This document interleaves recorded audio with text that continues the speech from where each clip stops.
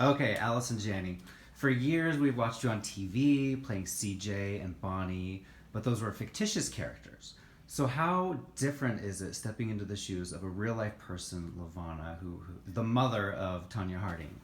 Okay, first of all, LaVona is kind of a mix. She's part fictional and part Tanya's version of her mother and part Jeff Galuli's version of who Tanya's mother was and part Stephen Rogers having a little artistic license. So she's kind of an amalgamation of all those different people because we couldn't find LaVona. Stephen Rogers tried very hard to find her. Tanya said she, as far as she knew, she was living in a trailer behind a porn shop. Basically, is what she said, and so we didn't have the luxury of finding her. All we had is the existing footage of her in a documentary that this young college student made about Tonya Harding's life, and she interviewed LaVona.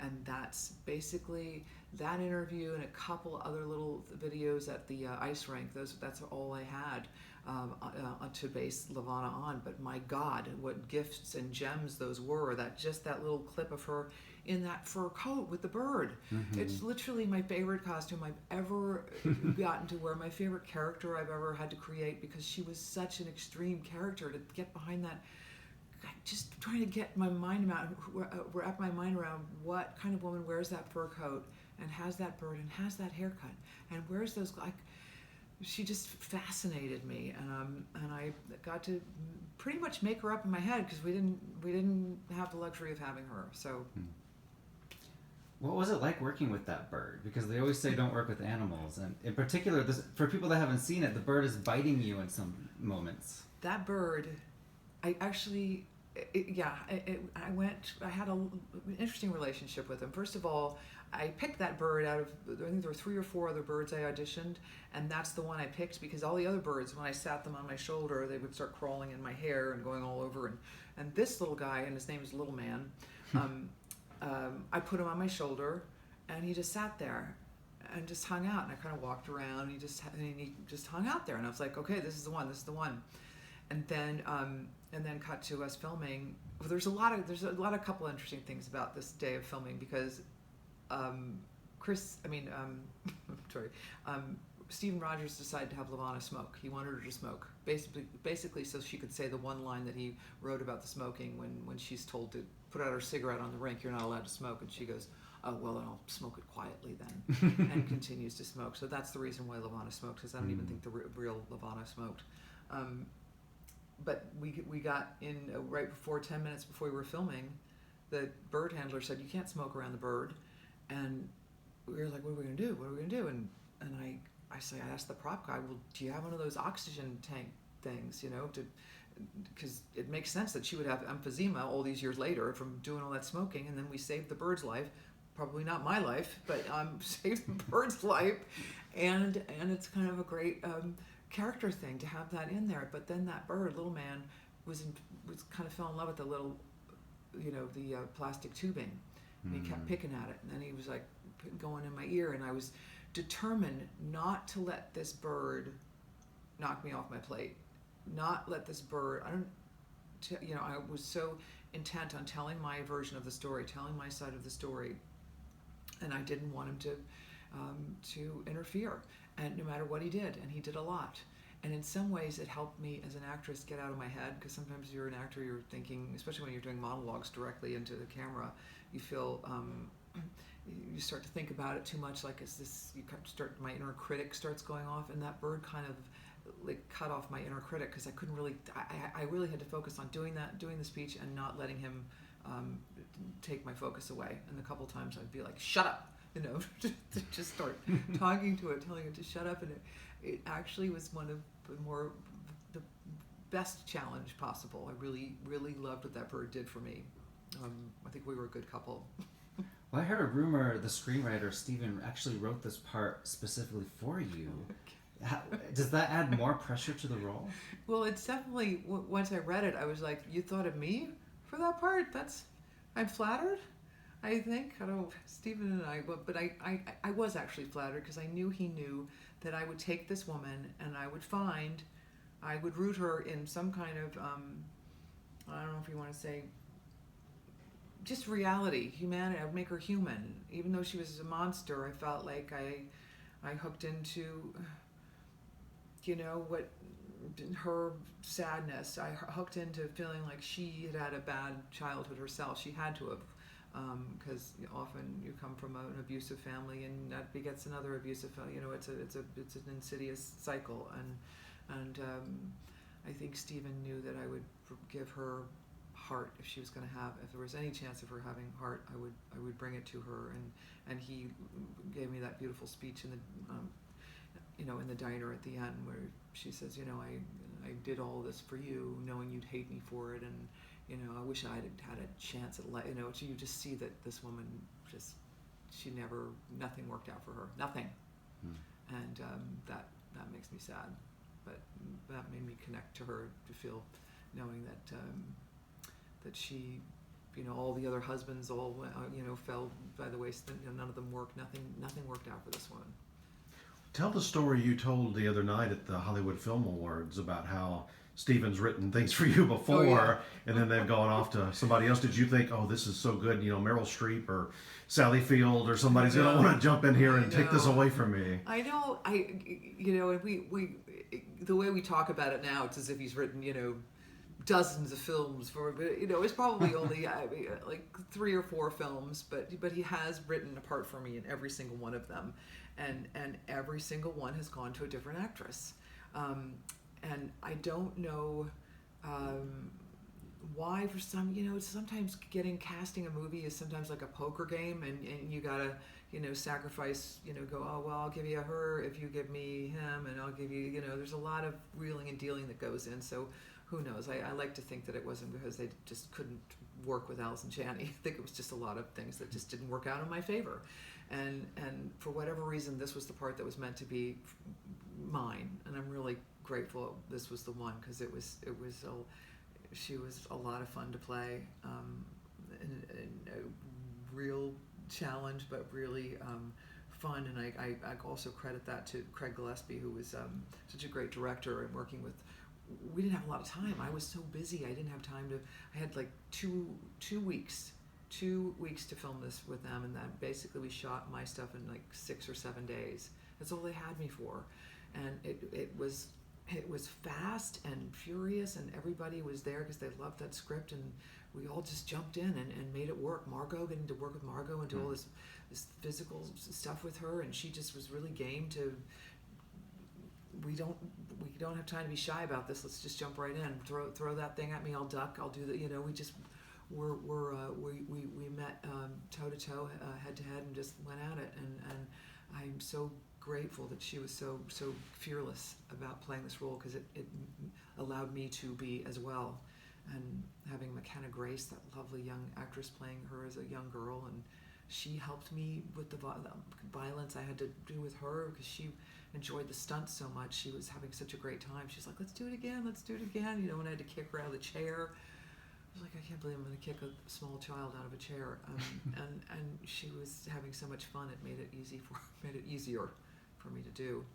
And I think the humor in this darkly, it comes out of the tragedy and to the different versions of the story. From everybody's version juxtaposed to the other, it makes it funny. Like when you hear LaVona say, oh, I hit her once with a hairbrush, cut to, the wildly contradictory stories makes it, that's where the humor is. And I don't know where I started looking at you, and I was like, oh, I should be looking at the camera. No, you're good. You're a pro. You know what to do. Okay. Margot not only is opposite you in so many scenes and that carries the movie, but she's a producer. What was that relationship like? I just have a girl crush on her. It's ridiculous how, I don't know how she did it.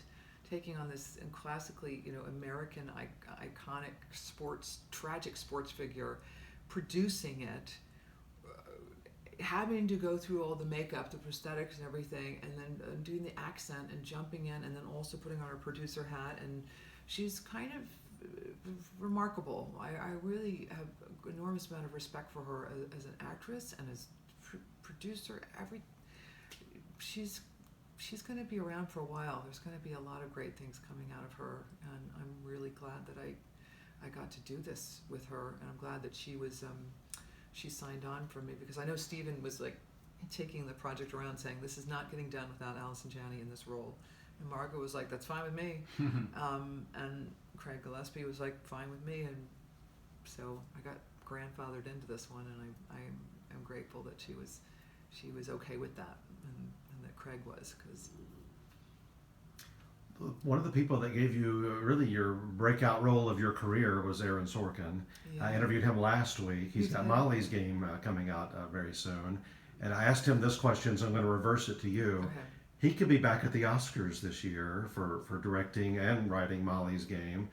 And you could be at the Oscars for the first time ever. So I asked him, how fun would that be if the two of you were both nominated in the same year? So how do you feel about that? Well, I would say what he said, but it was so long and expansive and Oh, dialogue oriented that I can't remember all of what he said. Of course it was. I wish he could be here to tell me what I should say right now. Except for I tried to find him at the Governor's Awards the other night, because I knew he was there, and I couldn't find him the whole night. But it would be amazing to see him there, and Brad Whitford too. I hope maybe Get Out will get something too, and Brad would be there, and Aaron, and it would be an amazing moment. I know that it would be great to look across the room and catch his eye and just, salute him, because I've often said how great to have, if I could have Aaron Sorkin just be in my ear, have his tell me what to say now. I would, like Holly Hunter and Broadcast News.